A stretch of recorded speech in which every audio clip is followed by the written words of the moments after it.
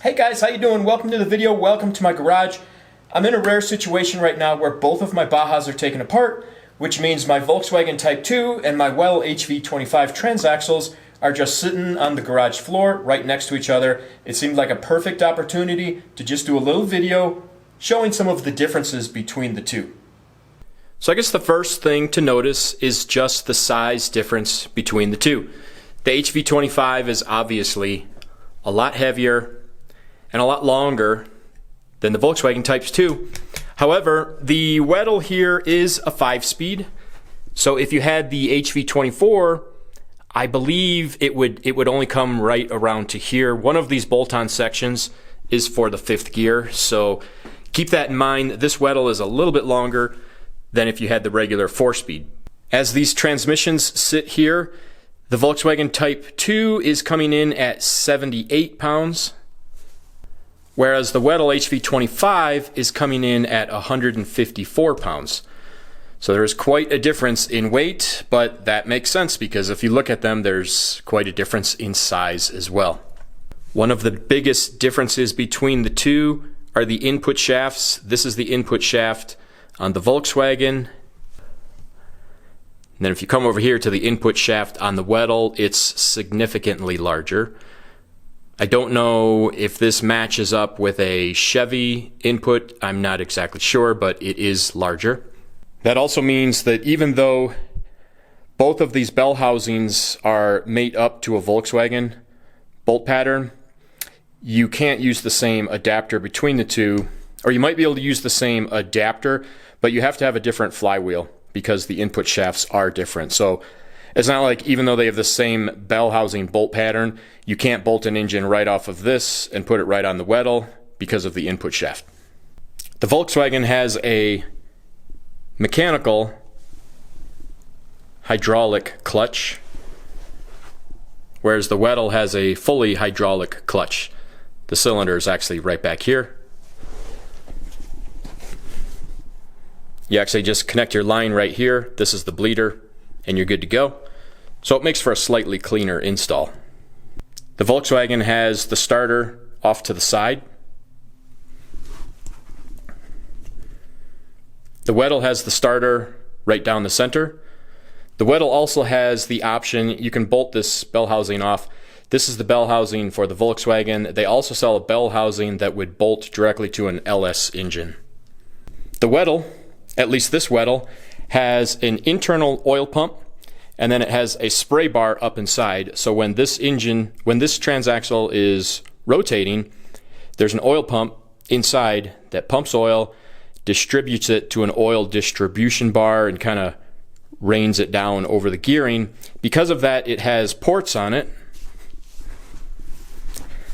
and you have to connect some lines to it. I've got mine going through an external oil filter, and then you could go through a oil cooler as well.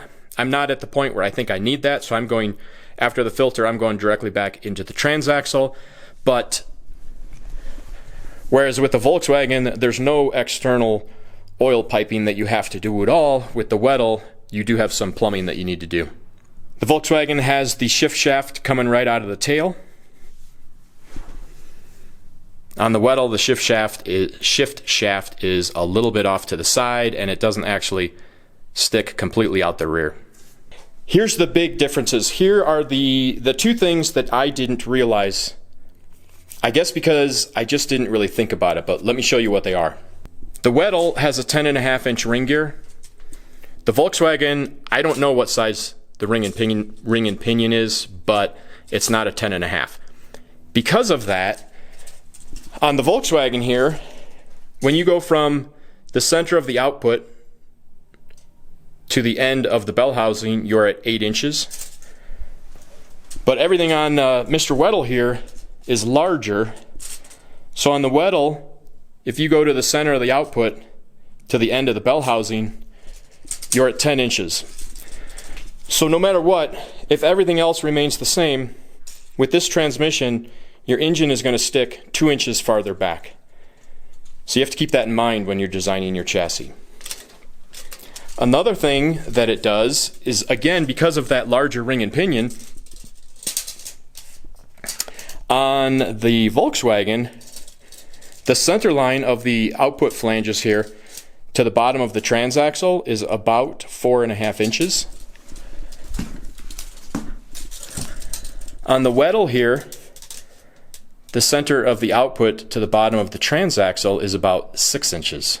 So with the Weddle, if everything else remains the same, you're going to lose 1.5 inches of ground clearance, or basically you're going to lose 1.5 inches of suspension travel, because even if your suspension travel still can continue going up higher than the transaxle, as soon as your transaxle bottoms out, that's it for the end of your suspension. So again, same vehicle, all things stayed the same. Change the transaxle, you lose 1.5 inches of suspension travel. Then of course there's the length from the flange to the end of the transmission. Obviously it's significantly longer on the Weddle, and you can see I didn't really consider that. And on my chassis, originally this bar was just supposed to go straight across, and I actually had to cut that and move that back a little bit and then add some bracing in there to tie it all together, because I was trying to keep my wheelbase relatively short, so I didn't want to move my transmission back another 2.5–3 inches to clear that bar. Whereas the Volkswagen transmission would have sat in there with ease. I wouldn't have had to move that bar at all. Another fairly obvious difference between the two: the Weddle is supposed to be able to handle a mildly built LS without any serious problems, whereas the Volkswagen Type 2 would not. But also consider, I think about 7 years ago I paid $1,500 for this transmission, and about 2 years ago I paid $11,000 for this transmission. So there is a significant price difference between the two. But for me, that price difference is paying off, because when I would drive this transmission I had connected to a Chevy Ecotec 4-cylinder, and when I was at the track or on the trails, I was really babying it because I was always worried about breaking this transmission. With this transmission, I have it coupled to a Honda V6, and I'm not worried about the transmission at all.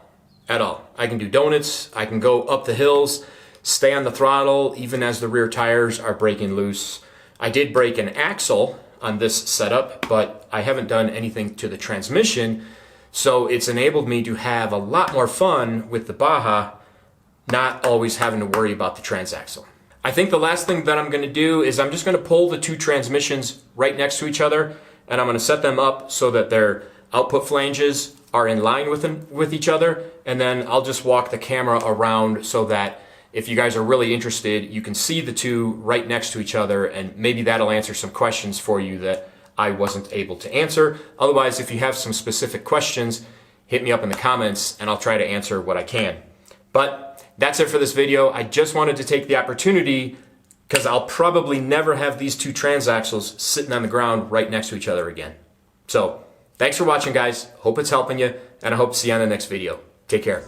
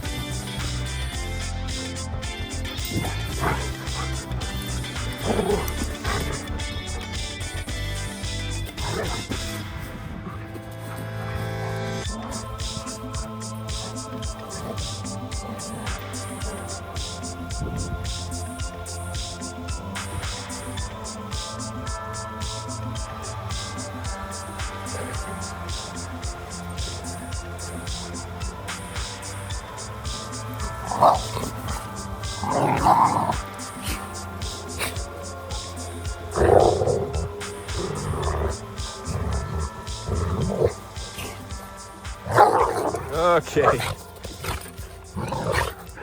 Hey, Kev, be nice.